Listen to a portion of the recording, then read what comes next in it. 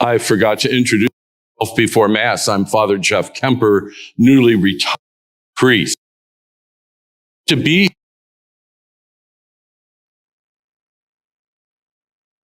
God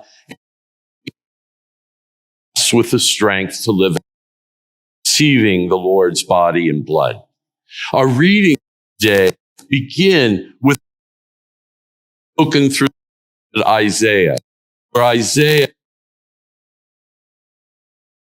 my ways are not your ways. And that can strike us as well. In a city, we live in a country that doesn't necessarily mean ways of the Lord. In our culture, we find that there is this great increase in sense of that when I speak of the go to the AMBO, we might have down there.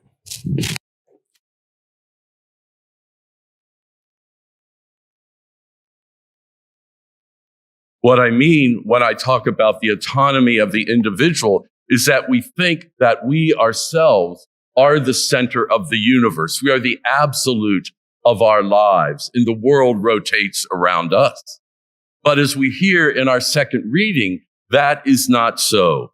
We hear Paul tell the Philippians, who are good people, to continue to live in love and participation of the Spirit, in compassion and mercy, and being of the same mind of Jesus, who did not live, even though he could easily have done it as God, but taking on our human condition, chooses to live as the person for others, ultimately giving his life for the salvation of the world, for the forgiveness of our sins in which he did not participate.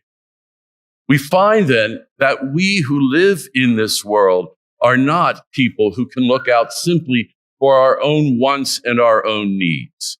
We are people who are called to respond to the gospel by being people for others. Today is Respect Life Sunday, and I'm sure everyone knows that we are facing a major vote in a month concerning the legalization of abortion. And the church urges us to vote no on that.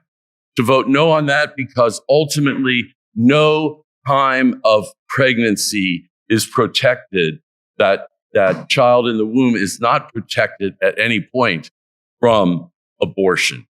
But it's not simply that we vote no on that, but that we become people who stand for life and stand for life of others. It's not enough for us as Christians, as Catholics, to say, I protect life until that life is born, and after that, I'll simply protect it from being harmed directly by another. You can't kill your kid, although maybe sometimes that might be a temptation. The fact is that we who profess life believe that we must be supportive of life. That if we say that someone has a right to life on earth, that we have to be there to assist them in the ways of living that life on earth, that is not always easy.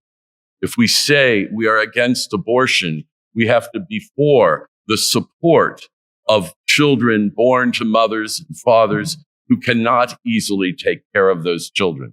It means that we have to give of our time and our resources to bring things about to help people, not simply those who were in danger or tempted to have an abortion, but also of those who weren't tempted to have an abortion, but have a hard time raising their child.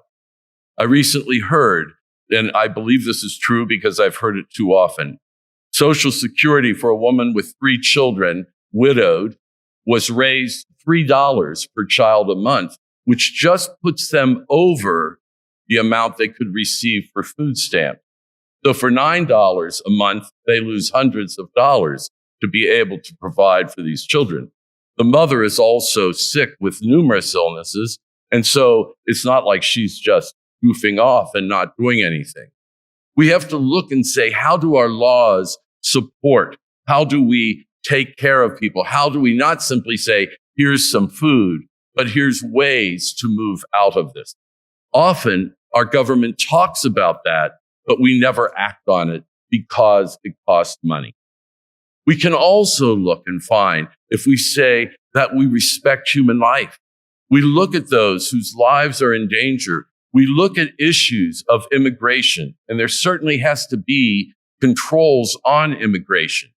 But the fact is that in the Old Testament, the call for Israel to be kind and compassionate to the immigrant, because they themselves were once aliens and strangers in a distant land, is a continual call. How do we show respect in many other ways? Not simply by a vote.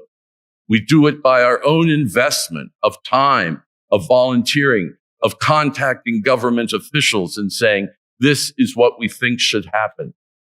By being people who live with a sense of being for others, for life, for the quality of life, for the dignity of life in every stage. We hear in our gospel the story of two sons, one who says yes to the father, but does not do anything. And the other was a son who said no, but then realized that he should do what he did. And the question was asked, who was the son who did the father's will? Obviously, the one who went and did the work. Every time we come to share in the Eucharist, every time we receive communion, we are not simply getting from God, but because we take Christ's very being into ourselves, we are saying yes to live as Christ lived, to live as a man or a woman or other, to live with a sense of commitment to doing the will of God. May we be people who, by the Eucharist we receive, are not like either son. We say yes, and we do what we have said yes to. And in that, the greatest glory is given to God.